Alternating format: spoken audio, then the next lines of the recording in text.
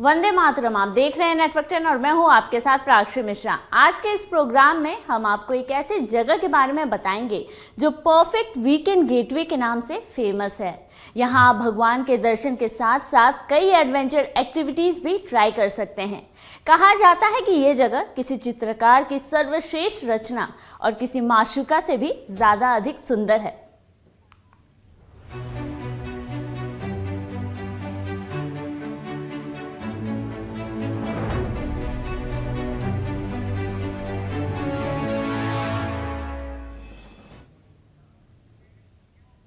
हिमालय की 3 श्रृंखलाओं में से एक 10,000 फीट की ऊंचाई पर स्थित नागटिब्बा इस क्षेत्र की सबसे ऊंची चोटी है, जहां इसके आसपास के नज़ारे विहंगम हैं। तो वहीं चोटी रोमांच प्रेमियों के लिए एक काफ़ी लोकप्रिय ट्रैक होने की वजह से अपने आप में एक बड़ा आकर्षण है।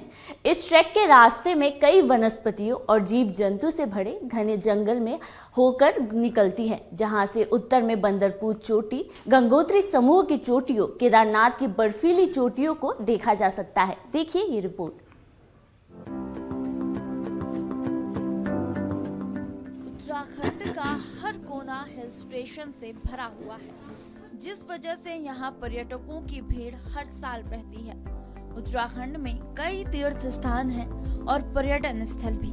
प्रकृति से प्रेम करने वालों से लेकर ट्रैकिंग और एडवेंचरस के शौकीन लोगों के लिए उत्तराखंड एक ऐसी जगह है जहां आप अपने सारे ख्वाब पूरे कर सकते हैं। प्रकृति की वास्तविक सुंदरता से लबालब उत्तराखंड इतना सुंदर है कि यहाँ की खूबसूरती आपके मन में बस जाएगी। सुंदर पहाड़ों वाला उत्तराखंड रोजमर्रा की जिंदगी और महानगरों के शोर से दूर कुछ पल शांति से बिताने वालों के लिए खास ठिकाना है। वैसे अगर आप कुदरती खूबसूरती के साथ साथ रोमांचक खेलों का लुत्फ भी उठाना चाहते हैं तो इस लिहाज से ये एक आदर्श स्थल है, जहां आप camping, rafting, trekking, rappelling, rock climbing का आनंद उठा सकते हैं, तो वहीं अध्यात्म से भी रूबरू हो सकते हैं। यहाँ हर तरफ ऐतिहासिक, सामाजिक और सांस्कृतिक वैभव बिखरा पड़ा है। यहाँ आते ही आपको एहसास हो जाएगा कि यही तो कोई ख्वाबों की दुनिया है। और उत्तराखंड के इस हसीन सफर में आज हम आपको ऐसी जगह ले जाएंगे जो उत्तराखंड के टिहरी गढ़वाल जिले में स्थित है, जो अपनी खूबसूरती के लिए फेमस है और जिसको ऊंची चोटी के नाम से भी जाना जाता है। नागटिब्बा उत्तराखंड के टिहरी गढ़वाल जिले में स्थित एक चोटी है। चोटी से कुछ पहले ही नाग देवता का एक मंदिर है, जिसके प्रति स्थानीय लोगों में बहुत मान्यता है। लोगों का मानना है कि नाग देवता उनके पशुओं की रक्षा करते हैं।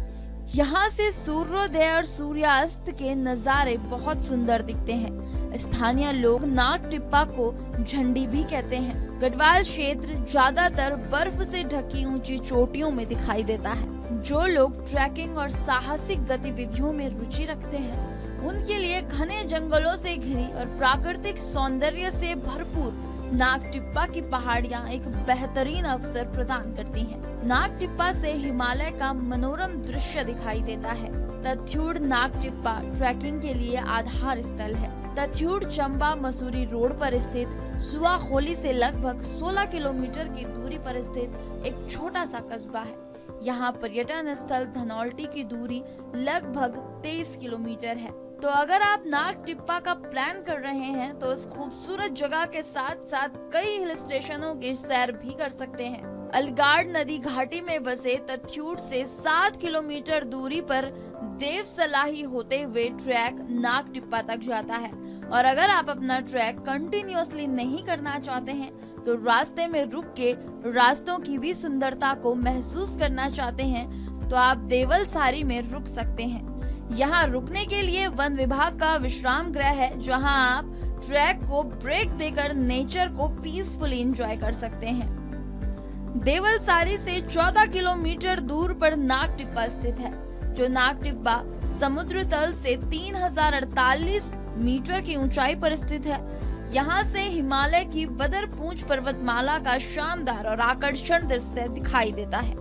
सर्दियों में यहाँ की पहाड़ियाँ बर्फ से घिरी रहती हैं और गर्मियों में यहाँ का मौसम बहुत सुखद रहता है। ये जगह ट्रैकिंग के लिए काफी फेमस और खासकर ट्रैकिंग के लिए ही यहाँ पर्यटकों का जमावड़ा लगा रहता है। यादगार सफर। मसूरी के नजदीक नाग टिब्बा समुद्र तल से 3022 फीट की ऊंचाई पर स्थित है।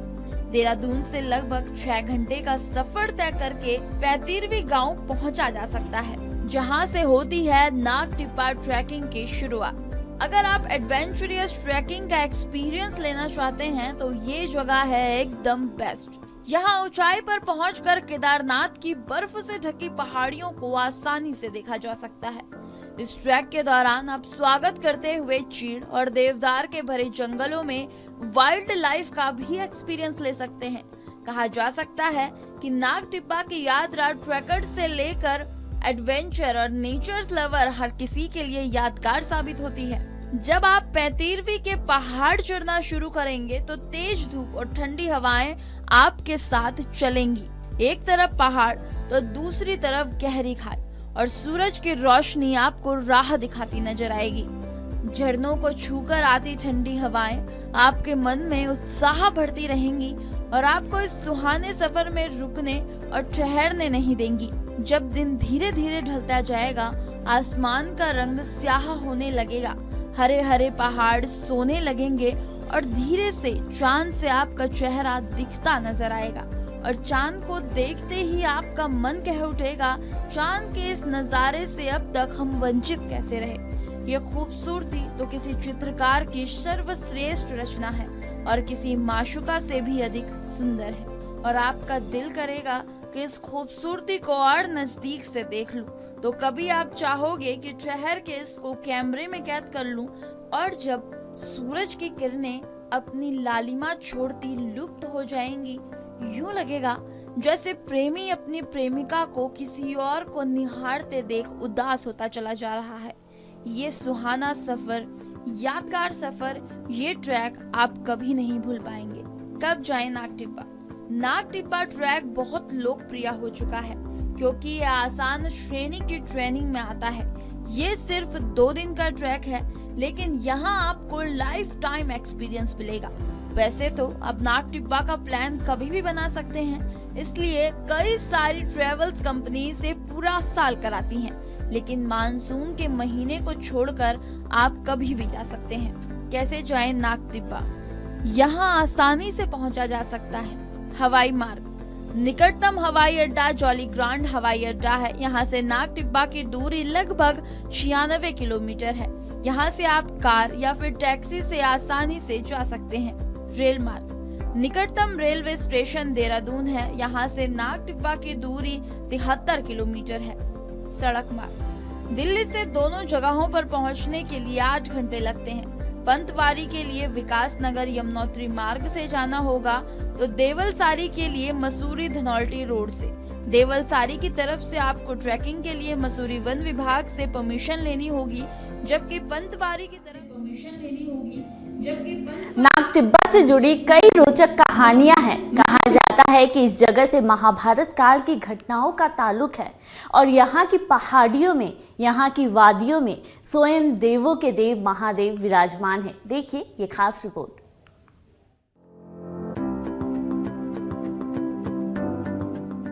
नाग टिब्बा का अर्थ है सर्फ चोटी। गढ़वाल क्षेत्र के निचले हिमालय की सबसे ऊंची चोटी है। ये नाग टिब्बा रेंज को भी नाम देता है। साथ ही ये हिमालय की 3 श्रेणियों में एक है। पहला नाग टिब्बा, दूसरा पर्वतमाला धौलाधार और तीसरा पीर पंजार है। नाग टिब्बा वसंत ऋतु और गर्मियों के दौरान शिविर के लिए एक आदर्श स्थान है और सर्दियों के लिए सबसे उपयुक्त ट्रैक में एक है। जब भारी बर्फ के कारण अधिकांश ट्रैक बंद हो जाते हैं, ये लंढौर छावनी से 16 किलोमीटर दूर और उत्तराखंड के टिहरी गढ़वाल क्षेत्र में मसूरी से लगभग 57 किलोमीटर दूर स्थित है। नाग टिब्बा राज्य से सुंदर सौंदर्य और साहसिक प्रेमियों के लिए एक अच्छा ट्रैक प्रदान करता है। नाग टिब्बा से तेजस्वी बंदरपून चोटी, चोटियों का गंगोत्री समूह और उत्तर में केदारनाथ शिखर, दूनावली और चन्ना बंग की बर्फ की चोटियों का स्पष्ट दृश्य देखा जा सकता है। नाग टिब्बा को नाग देवता या सांपों के देवता का निवास माना जाता है। टिब्बा पहाड़ी या शिखर के लिए एक स्थानीय शब्द है। यहाँ स्थानीय ग्रामीण अपने मवेशियों की सुरक्षा के लिए नाग देवता से प्रार्थना करने आते हैं। ये स्थान अपनी सुंदरता के लिए ट्रैकर्स और साहसिक प्रेमियों को अट्रैक्ट करती है। नाग पूजा जो है ये भगवान शंकर को प्रसन्न करने के लिए होती है और नाग के प्रसन्न करने के लिए होती है। इसलिए होती है कि ये सर्प जो है ये जो है मृत्यु का सूचक है और दूसरे इसके दो जीव हैं। भगवान शंकर इस नाग को क्यों गले में धारण करते हैं? भगवान शंकर इतने हैं, इनके प्रत्येक जो त्रिशूल है, डमरू है, सर्प है, इसमें सबका रहस्य है। इसको इसलिए कि भगवान शंकर जो दो जीवा वाला होता है, जो चुगलखोर होता है, उसको भी अपने गले लगाते हैं, अर्थात उसको भी प्रेम करते हैं। दूसरी बात, ये जो है काल का स्वरूप है, इसलिए अपनी सुरक्षा के लिए भगवान शंकर इसको अपने गले में लगाते हैं। तीसरी बात, नाग पूजा इसलिए की जाती है जिससे कि नाग जो है वो हमारे वंश में किसी को भी काटे नहीं, इसलिए इसकी नाग पूजा की जाती है। जिस समय भगवान कृष्ण जी ने आपके कालिया दमन किया था, तो कालिया दमन ने ये एक प्रकार का उनसे भगवान कृष्ण से ये वरदान मांगा था कि मेरी पूजा हो। तो भगवान कृष्ण ने ये वरदान दिया था कि नाग पूजा के दिन तुम्हारी नाग पूजा होगी और तुमको लोग जो है पूजा किया करेंगे। तो अपनी मृत्यु और अपमृत्यु और कोई किसी प्रकार का कोई न हो, ऐसी मृत्यु से बचने के लिए नाग की पूजा की जाती है। यहाँ रुकेंगे एक छोटे से ब्रेक के लिए, जब लौटेंगे बने रहिए नेटवर्क 10 के साथ।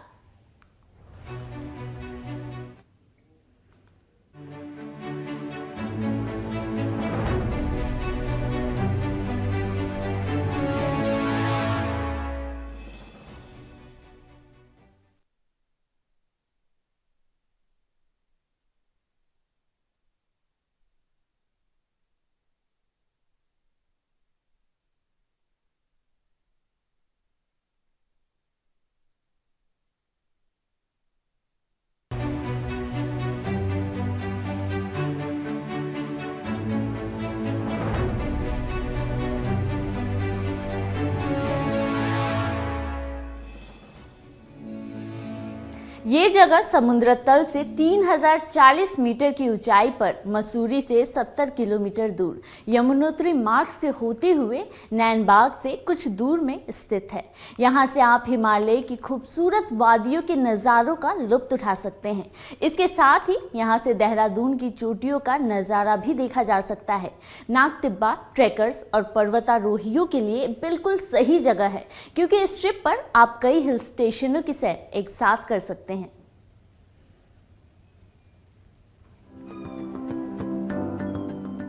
नाग टिब्बा की यात्रा करने के लिए सबसे आकर्षक हिल स्टेशनों में एक है। नाग टिब्बा के पास कई सारी ऐसी जगहें हैं जहां जाने से आपकी ट्रिप कंप्लीट हो जाएगी। मसूरी भारत के उत्तराखंड में स्थित मसूरी नाग टिब्बा के पास ही है। पहाड़ों की रानी मसूरी प्राकृतिक सुंदरता से लबरेज है। मसूरी का प्राकृतिक नजारा, पहाड़ों पर नदियों का सैलाब गर्मी के मौसम में बेहद ही खास होता है और यही वजह है कि चिलमिलाती धूप से परेशान लोग मसूरी का सफर करने निकल पड़ते हैं। मसूरी की पर्वतीय वादियों में सैलानियों के पांव ऐसे थमे के थमे रह जाते हैं जैसे मानो यहाँ की पर्वत श्रृंखलाएं उन्हें स्वयं कह रही हों, अभी रुको कुछ देर और मेरा दीदार करो। सैलानियों की सपनों की दुनिया मसूरी के लिए इस आकर्षण को नहीं ठुकरा पाते। ये गंगोत्री का मुख्य द्वार भी है। उत्तराखंड के प्रमुख आकर्षण मसूरी राजधानी देहरादून से 35 किलोमीटर दूर है। अमूमन दिल्ली और उत्तर प्रदेश के निवासियों के लिए मसूरी बेहद ही खास ग्रीष्मकालीन पर्यटन स्थल है। हिमालय पर्वतमाला के मध्य हिमालय श्रेणी में पड़ने वाला ये एक पर्वतीय पर्यटन स्थल है और यही वजह है कि मसूरी को पर्वतों की रानी भी कहा जाता है। इन पर्वतीय आकर्षण स्थल की ऊंचाई समुद्र तल से 2005 मीटर है। पर्वतीय आकर्षण और प्राकृतिक सुंदरता से भरपूर मसूरी एक परी महल की तरह लगता है। देहरादून उत्तराखंड के बीच बसा देहरादून शहर। यहाँ पर्वतों की ऊंची चोटियां, घने जंगल, देवदार के पेड़ और सुहाना मौसम पर्यटकों को आकर्षित करता है। प्राकृतिक सौंदर्य से भरपूर देहरादून में आप हिमालय चोटियां भी देख सकते हैं। छुट्टियों में प्राकृतिक सौंदर्य और सुहाने मौसम का लुत्फ उठाना हो तो इस हिल स्टेशन की सैर कराएं। अगर आपको न ज्यादा भीड़भाड़ पसंद है और ना ही ज्यादा बाजारों की चहल पहल और प्रकृति से बहुत ज्यादा प्रेम है, तो यही वो जगह है जहां आप प्रकृति की गोद में समा सुकून भरे पलों के मजे ले पाएंगे। देहरादून का सफर अपने आप में ही रोमांच से भरपूर है, खासकर गर्मियों के महीने में जहां दूसरी जगहों पर सूरज आग उगल रहा होता है, यहाँ ठंडी शीतल हवा आपके गालों को छू रही होती है। एक के बाद एक घुमावदार सड़कें, सड़क किनारे लगे चीड़ के पेड़ और बादलों को छूती उनकी शाखाएं, लगता है जैसे जन्नत की राह पर निकल पड़े हों। जैसे जैसे देहरादून से दूरियां कम होती जाती हैं, वैसे वैसे कुछ नया देखने की चाह में दिल की धड़कनें बढ़ जाती हैं। हिमालय और शिवालिक पर्वत की गोद में बसे देहरादून की खूबसूरती दूर से महसूस नहीं हो सकती है। देहरादून एक बार जो आता है, उसका मन यहाँ बसने के लिए तैयार हो जाता है। भारत की दो जीवनदायिनी नदी गंगा और यमुना के पास से होकर गुजरती है। शहर के कोलाहल से आप तंग हो चुके हैं तो देहरादून उस तनाव को दूर करने के लिए एक आदर्श जगह है। हिमालय पर्वतमाला के शिवालिक श्रेणी में स्थित है देश के सर्वश्रेष्ठ हिल स्टेशन में शुमार लैंडोर। बुरांस और चीड़ के वृक्षों की झूमती सप्रीली सड़क पर तन को छूती चंचल हवा मन को जो शीतलता देती है, वैसा ही एहसास शायद ही कहीं और मिले। मानसून के शुरुआती दिनों में यहाँ फिसलन बढ़ने से परेशानी हो सकती है। हरे लिबास में सजे पहाड़ के रंग को देखकर आप दिल थाम कर कह उठेंगे, स्वर्ग के कितने रूप हैं देश में।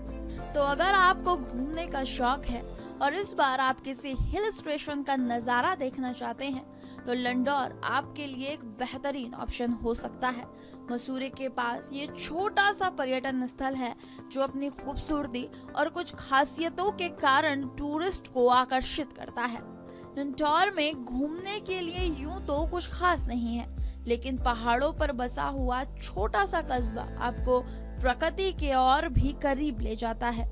लैंडोर में आपको बाकी जगहों की तरह पर्यटकों का जमावड़ा देखने को नहीं मिलेगा, इसलिए आप यहाँ खुद के साथ अच्छा समय व्यतीत कर सकते हैं। हिमालय की शानदार पहाड़ियों के बीच रिफ्रेशिंग माहौल का आनंद लेने के लिए आप यहाँ की यात्रा कर सकते हैं। लैंडोर की सबसे बड़ी खासियत ये है कि मसूरी जैसे हिल स्टेशन के बहुत करीब होते हुए भी इस छोटे से शांत कस्बे में अपने ग्रामीण परिवेश को आज भी संजो रखा है। यही वजह है जब सैलानी यहाँ पहुँचते हैं तो उन्हें शहर के कोलाहल से कुछ समय के लिए शांति और सुकून मिलता है। धनौल्टी उत्तराखंड की खूबसूरत वादी जिसका नाम है धनौल्टी, छोटा सा शांत सा हिल स्टेशन मसूरी से लगभग 30 किलोमीटर दूर और सी लेवल से लगभग 2280 मीटर की ऊंचाई पर है। ये जगह उत्तराखंड में बस का खुशनुमा सफर करके आप यहाँ पहुँच सकते हैं। यहाँ के रास्तों से ही आपको प्यार हो जाएगा। यहाँ पहुँचने के बाद ही आपको पता चलेगा कि आप खुद के कितने करीब पहुँच गए हैं। गर्मियों में अगर आप किसी हिल स्टेशन में जाने का सोच रहे हैं तो धनौल्टी आपके लिए बेस्ट प्लेस है। गर्मियों में जब सभी हिल स्टेशन पैक्ड हो जाते हैं या गर्मियों में ज्यादा रश रहता है, तो उस टाइम आप धनौल्टी का ट्रिप बना सकते हैं। नहीं, हम ये नहीं बोल रहे हैं कि धनौल्टी का ट्रिप आपको ऑप्शन में रखना है। धनौल्टी बहुत ही खूबसूरत है, पीसफुल है, वाइब्रेंट है और फुल ऑफ नेचर से भरे इस जगह को कोई कैसे ऑप्शन में रखेगा। केदारनाथ ये आस्था का वो जन सैलाब है जो बाबा केदार के दर्शन को आतुर है। ये भोले के वे भक्त हैं जिन्हें विश्वास है कि भक्ति की शक्ति से हर कष्ट से मुक्ति मिल जाती है, और हो भी क्यों ना, बाबा केदार के दर्शन मात्र से ही मनोकामनाओं की पूर्ति हो जाती है। आज हम आपको ले चलेंगे केदार धाम की पावन यात्रा पर। हम आपको दिखाएंगे गौरीकुंड से केदारनाथ की वो दुर्गम यात्रा, जिस पर चलकर भोले के भक्त बाबा के द्वार पहुंचते हैं। केदारनाथ भगवान शिव के 12 ज्योतिर्लिंगों में 5वां स्थान रखता है और इस दिव्य और चमत्कारी स्थान का पुराणों और धर्म ग्रंथों में भी महत्व मिलता है। बाबा केदार से जुड़ी हर वो कल्याणकारी बातें जो हम आपको बताएंगे, साथ ही दिखाएंगे आपको बाबा केदार की पूरी यात्रा। जहां विश्वास होता है वहीं आस्था होती है, और जहां आस्था होती है वहीं से धर्म के सफर की शुरुआत होती है। केदारनाथ धाम भक्तों की आस्था का केंद्र है, क्योंकि यहाँ विराजमान है स्वयं देवों के देव महादेव। लेकिन केदारनाथ की यात्रा इतनी आसान भी नहीं है। रास्तों की बहुत सारी कठिनाइयां हैं, लेकिन शिव से मिलने वाली भक्ति भक्तों का ऐसा बेड़ा पार लगाती है। भगवान शिव के 12 ज्योतिर्लिंग में प्रमुख हैं बाबा केदार, और इसलिए भक्तों की आस्था में प्रमुख है शिव का ये पावन धाम। क्या अमीर, क्या गरीब, क्या राजा और क्या रंग, हर किसी की मनोकामना पूर्ण करते हैं बाबा केदारनाथ। केदारनाथ की यात्रा शुरू होती है गौरीकुंड से। गौरीकुंड से केदारनाथ की यात्रा लगभग 20 किलोमीटर है। ये रास्ता थोड़ा दुर्गम तो है, लेकिन भोले से मिलने वाली शक्ति से ये रास्ता हर भक्त तय कर लेता है। कोई पैदल तो कोई घोड़े पर, कोई पालकी तो कोई हेलीकॉप्टर से बाबा केदार के द्वार तक पहुंचता है। रास्ते में आपको पहाड़, दरिया और नदियां दिखाई देंगी। ये दृश्य इतना मनमोहक है कि इसे देखकर ही सारी थकान मिट जाती है। इस पूरे रास्ते में आपको खाने पीने का सामान मिल जाएगा, तो आपको थकान कम लगेगी। बाबा की यात्रा में आपको ग्लेशियर भी देखने को मिलेंगे। ये ग्लेशियर खूबसूरत भी हैं और खतरनाक भी, इसलिए इस रास्ते में संभल कर चलना पड़ता है। जैसे जैसे दूरियां कम होती जाती हैं, वैसे वैसे ऑक्सीजन लेवल भी कम होता जाता है और कुछ लोगों को चक्कर भी आने लगते हैं। लेकिन थोड़ी थोड़ी दूर पर आराम करते हुए जाएंगे तो ये रास्ता शिव की कृपा से कट जाएगा। ये देखिए, दूर से ही नजर आ रहा है बाबा केदारनाथ का भव्य मंदिर। जैसे ही बाबा केदार भक्तों को दर्शन देते हैं, सारी थकान पल भर में दूर हो जाती है। बाबा केदारनाथ की पूजा से प्राप्त होता है भक्तों को आशीर्वाद। घंटों पैदल चलने के बाद बाबा के भक्त दर्शन करते हैं।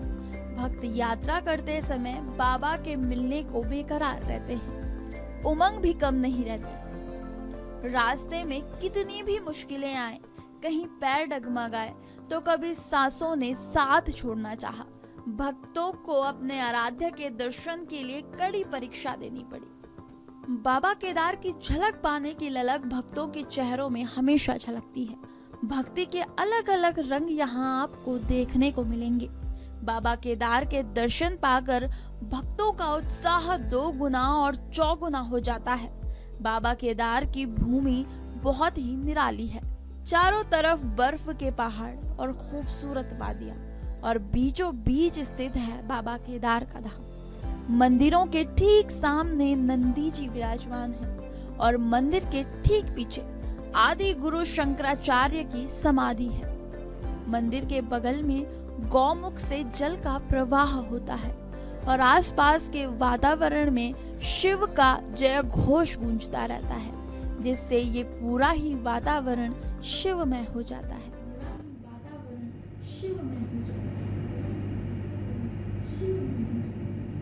इसी के साथ आज की इस पेशकश में बस इतना ही। देश और दुनिया की तमाम खबरों के लिए देखते रहिए नेटवर्क 10। जय हिंद।